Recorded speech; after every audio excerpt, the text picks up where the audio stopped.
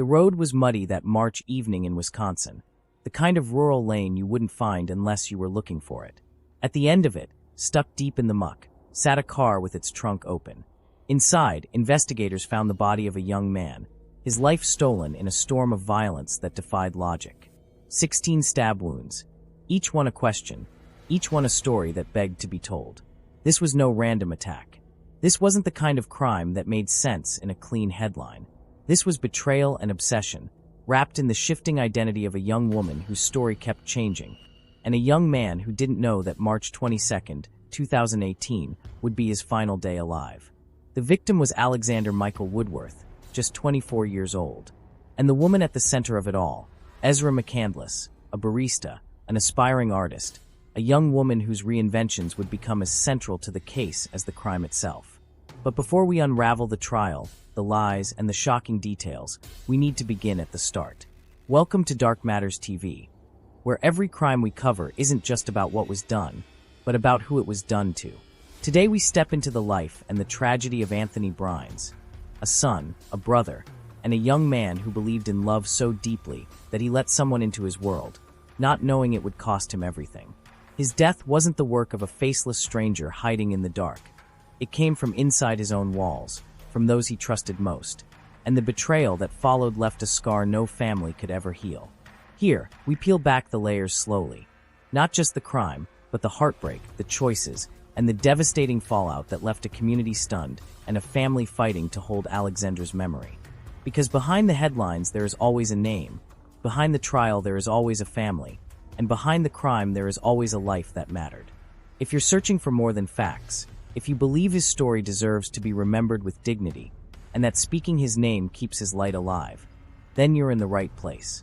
We tell these stories with empathy, with care, and with one promise: that Alex's life, and others like his, will never be forgotten. So if you're here with me, take a moment to subscribe, share this memory, and leave your thoughts in the comments.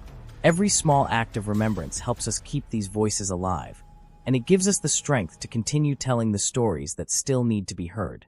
Alexander Michael Woodworth was born on January 1, 1994, in the small town of St. Croix Falls, Wisconsin. A New Year's Day baby, his life beginning as the rest of the world celebrated fresh beginnings. Alex grew up in a family that valued hard work, humility, and quiet strength. Friends remembered him as thoughtful and kind, someone who listened more than he spoke.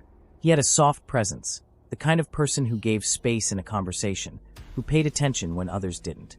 But Alex wasn't without depth. He was curious, philosophical, drawn to understanding people and the world.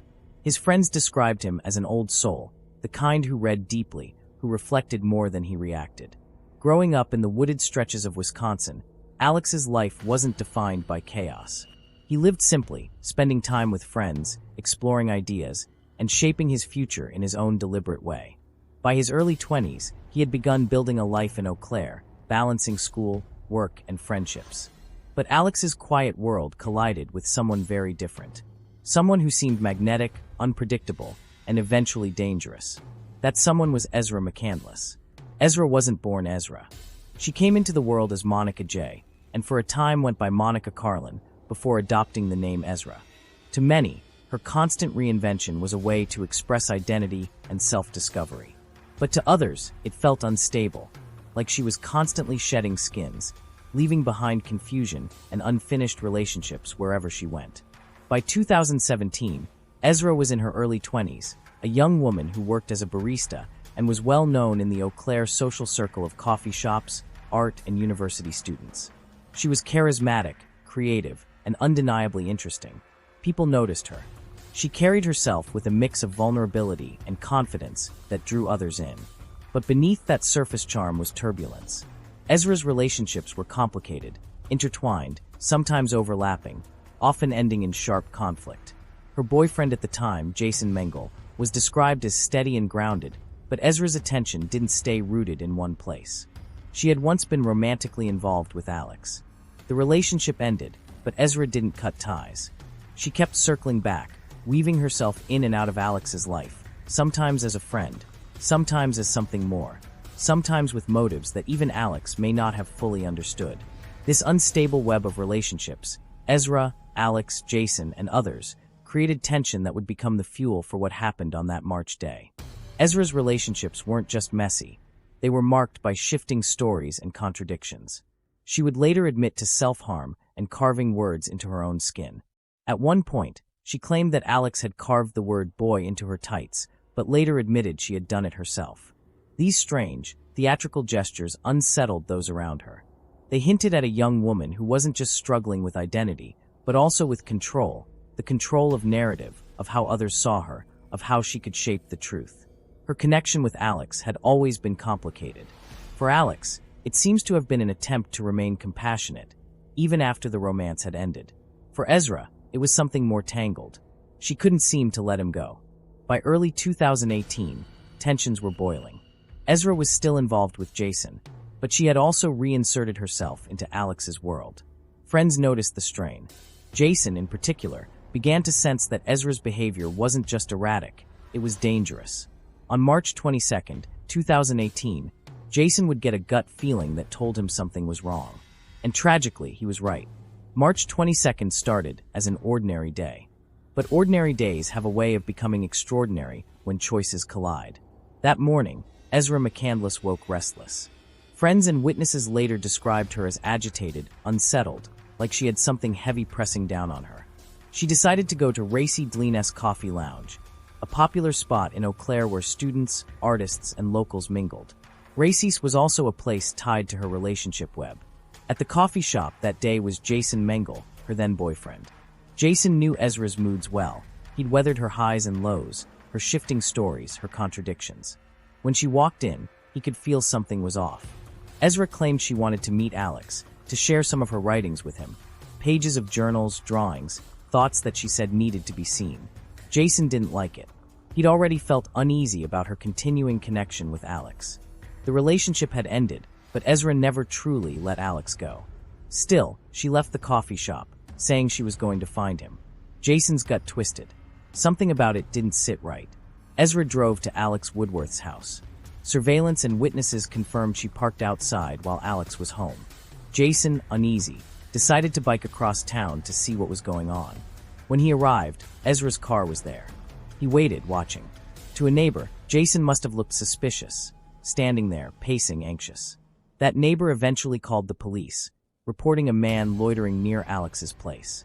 When officers arrived, they quickly pieced things together. They spoke to Jason, they spoke to Alex, and they spoke to Ezra, who was sitting in her car. Everything seemed calm on the surface. There was no confrontation, no raised voices, nothing to suggest violence was imminent. After a brief, routine conversation, the officers left. In hindsight, this moment feels chilling, because that was the last time anyone besides Ezra would see Alex alive. I hope you already hit the subscribe button, as it helps us build this community and bring stories like this alive. Ezra later told police that Alex agreed to ride with her. She said they wanted to talk, to sort things out, to share in whatever emotional intensity she was bringing to him that day. But instead of staying in town, she drove them out, far out, into the Wisconsin countryside. The road they ended up on wasn't random. It was an isolated farm lane near Spring Brook, a place where traffic was rare, a muddy track surrounded by bare trees. It was the kind of place you'd choose if you didn't want to be seen. At some point during that drive, something shifted. According to Ezra's later story, Alex became aggressive. She claimed he insulted her, that he tried to force himself on her, that she felt trapped in her own car. She said she fought back in fear, reaching for a knife, stabbing wildly to save herself. But the evidence would later tell a different story. What happened in those moments is known only to Ezra and Alex cannot speak for himself. But investigators pieced together what they could. Alex was stabbed 16 times, in his head, his neck, his chest, his torso, and his groin. These weren't superficial cuts, they were deep, deliberate, forceful. The number alone spoke volumes. 1 or 2 stab wounds might suggest a defensive struggle, a chaotic fight. 16 suggested rage, or intent. Even stranger, Alex's body wasn't left in the passenger seat where the struggle supposedly took place. He was found the next day, partly inside the trunk of Ezra's car. His body had been moved. His life had ended violently, and then he had been left in silence on that farm road. After the stabbing, Ezra didn't run to police. She didn't drive directly to a hospital. Instead, she walked barefoot through the mud, clothes stained with blood, until she reached the home of Don Sipple, a nearby dairy farmer. When Don opened the door that afternoon, he found a young woman who looked like she had crawled out of a nightmare. She was bruised, muddy, her knees scraped, her clothes torn. She told him she'd been assaulted. She begged for help for a doctor. Don called emergency services. Paramedics took her to the hospital. There, doctors examined her, treated her injuries, and tried to piece together her story. But Ezra said she couldn't remember what had happened. She claimed her memory had blank spots, that trauma had wiped away the details. At the same time, police began looking for Alex. That night, investigators searched the area around the Sipple farm. It was dark, muddy, cold. They didn't find Alex. It wasn't until the next morning, March 23, 2018, that deputies followed a set of tracks down the muddy lane. There, they found Ezra's car, a 2003 Chevy Impala, stuck deep in the mud. The trunk was open. Inside, they saw Alex. His body was crumpled, stabbed 16 times, lifeless and cold. The officers at the scene would later testify that the image never left them. The brutality, the sheer violence, the strange positioning of the body. Nothing about it said accident. Nothing about it said simple self-defense. It was a crime scene frozen in mud, the silence of the farm fields holding more questions than answers. When investigators told Ezra that Alex had been found dead, her story began to shift. At first, she had claimed amnesia, saying she couldn't remember what happened, that everything was foggy. But after learning that Alex was gone, details began to surface. Now, she said he had attacked her in the car. She said he tried to force himself on her, that she had to defend herself, that she stabbed him in a frenzy of fear. She also pointed to the carved word on her tights, claiming Alex had done it during the attack. But evidence didn't support that. Later, under questioning, Ezra admitted she had carved it herself. For detectives, the contradictions piled up. The number of stab wounds, the positioning of Alex's body, the self-inflicted carving. It didn't line up with a clean story of self-defense. On April 6, 2018, just 2 weeks after the murder, Ezra McCandless was arrested and charged with first-degree intentional homicide. The trial of Ezra McCandless began in late October 2019 in Eau Claire County. The courtroom was packed. On one side, family and friends of Alexander Woodworth, quietly holding photographs of the young man they had lost. On the other, supporters of Ezra, a few who still clung to the idea that she had been unfairly portrayed as a monster. And in the middle, a jury who would have to weigh the evidence of a brutal killing against the words of a woman who had built her life on contradictions. The prosecution wasted no time in painting the picture of what had happened that March afternoon.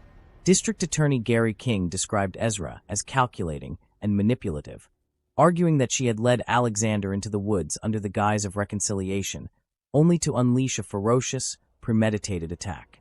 The state laid out the facts. Alexander was stabbed 16 times, with wounds to his face, neck, torso, and groin. One wound penetrated his skull. He had defensive wounds on his arms and hands, indicating he had fought desperately for his life. Ezra had only superficial scratches, wounds that, investigators argued, were self-inflicted. Photos of Alexander's body, found slumped against a tree, were shown to the jury. Many in the gallery turned away in tears. The prosecution emphasized motive. Ezra, they argued, could not stand rejection.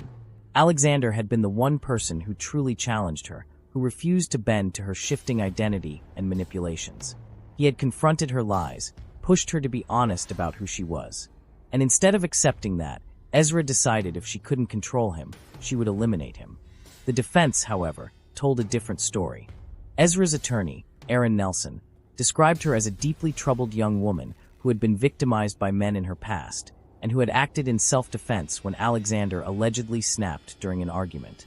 They claimed she had been choked, pinned down, and attacked, fighting back in a frenzy of fear.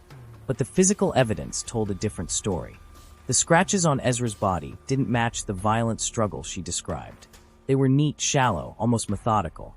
And while Alexander's hands were shredded with defensive wounds, there was no sign he had successfully injured her in any meaningful way. Adding to the weight of suspicion were Ezra's own actions after the killing. She had carved the word boy into her tights, an act prosecutors suggested was a staged attempt to look like a victim. She had returned to Mud Creek wearing no shoes, her jeans and hoodie smeared with Alexander's blood, but her story kept changing each time she was questioned.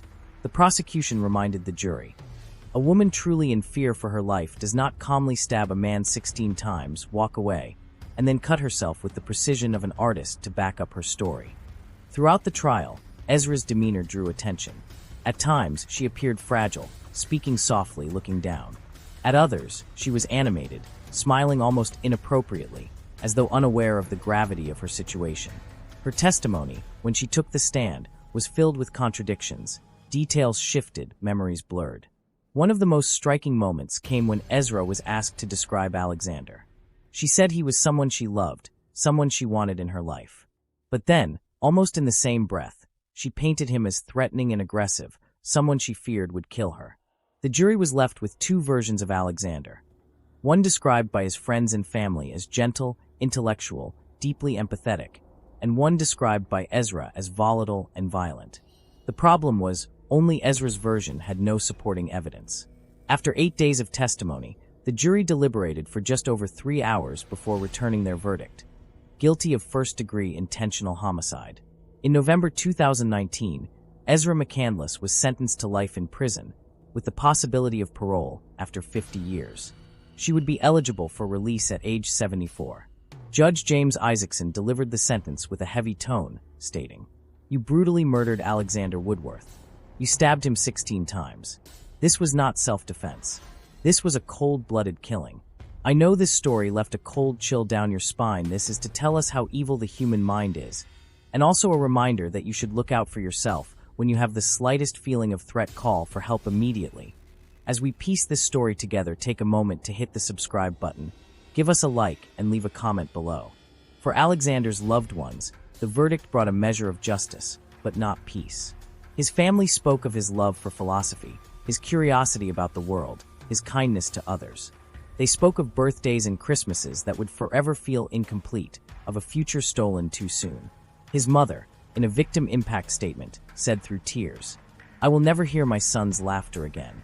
Never see him finish the book he was writing. Never watch him find the love he deserved.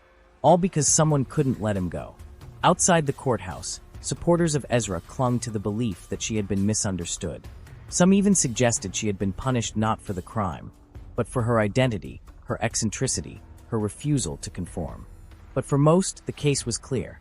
Ezra had manipulated, lied, and ultimately killed a man who had once cared for her. The story of Alexander Michael Woodworth is not just about how he died. It's about who he was. Born on New Year's Day in 1994, Alex lived just 24 short years.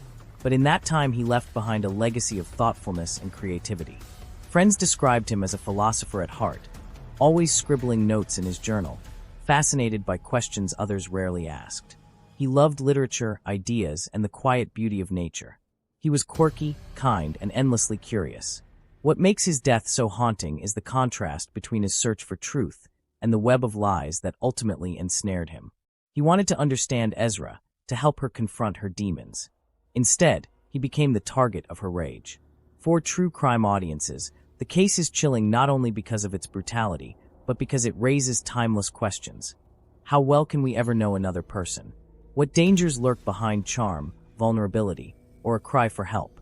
And how does obsession twist love into something deadly? Today, Ezra McCandless serves her sentence in a Wisconsin prison. She will spend decades behind bars, replaying the events of that March afternoon. Whether she truly believes she acted in self-defense, or whether she knows deep down that it was murder, may never be clear. But one thing is certain: the life of Alexander Woodworth was stolen. A bright, thoughtful young man was silenced, his future unwritten, his dreams cut short in the woods near Mud Creek Road. And so, as we close this story, we remember him not as a victim defined by violence, but as a son, a friend, and a thinker. If you found this story as haunting and heartbreaking as I did, make sure to subscribe to the channel for more in-depth true crime narratives just like this one. These stories are more than just cases. They're about real people, real lives, and the consequences of choices that can't be undone. Until next time, stay safe and stay aware.